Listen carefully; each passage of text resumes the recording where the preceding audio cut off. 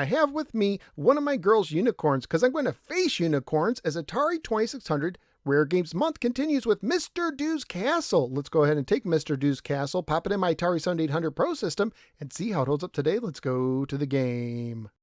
Mr. Do's Castle was published by Parker Brothers and carries a copyright year of 1984, placing its release around the same time of the great video game crash of the mid-80s. It is based on the 1983 arcade sequel to the original Mr. Do. The manual opens with the following: object, to keep Mr. Do safe and moving to the next scene in his castle. To do this, help him eliminate as many unicorns as possible by hammering out floor blocks directly above them.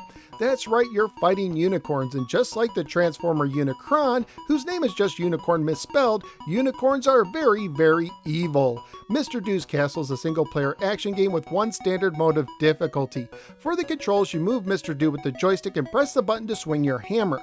You might think that you can use your hammer on the unicorns themselves, but you'd be wrong. Instead, you use it to knock out floor blocks by standing with your lead foot in between floor blocks. If not placed correctly, swinging the hammer does nothing. Absolutely nothing. You lose. Good day, sir.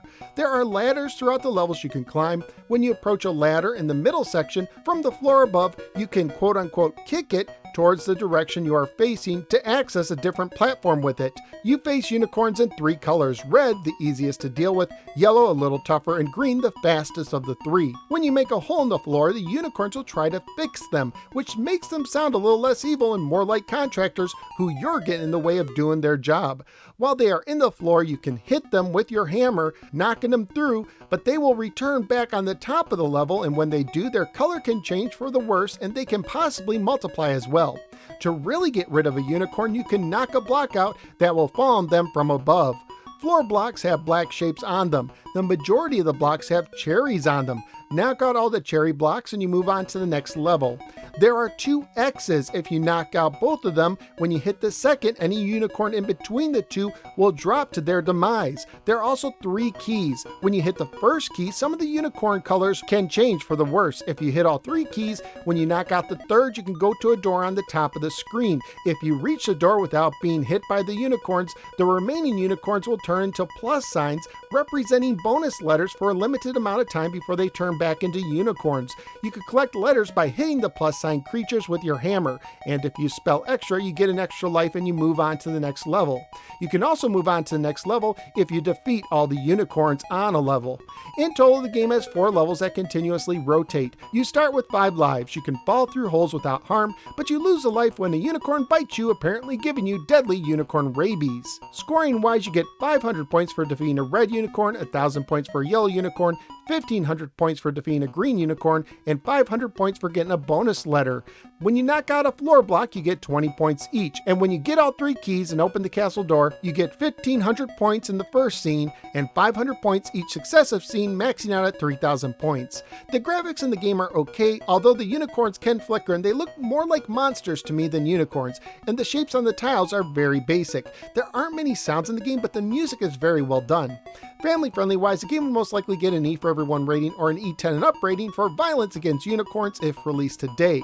Currently at pricecharting.com, the game has a value of $56 loose, $218 complete, and $326 new. So what do I think of Mr. Do's Castle? Well, as a game, it's nowhere near worth the price, and even if it was cheap, I couldn't recommend it for one main reason: the controls. The game is way too finicky when trying to hit blocks. If your foot is not placed just right, it will not connect. I can't tell you how many times I swung thinking I was placed right and missed. Kicking the ladders is also cumbersome.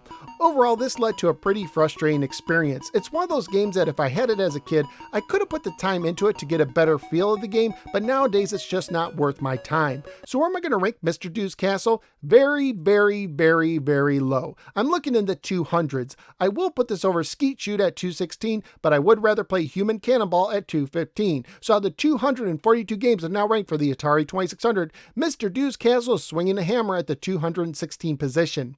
Mr. Do's Castle tries to take on unicorns, but fails to succeed. But that's just my opinion. What do you think? Let me know in the comments below. Also, please like, share, and subscribe. Follow me both on the Facebook and Twitter, and click the bell so you don't miss any future videos. At this time, I'd like to thank Rocky Raccoon, Audrey S., Joe T., and Jacob N. for nominating today's game and for their generous support on Patreon. If you'd like to be able to have a say in what I review, please consider joining my supporters at patreon.com/NoSwearGamer. Not only will you help keep this show going, but you'll also get access to some exclusive content.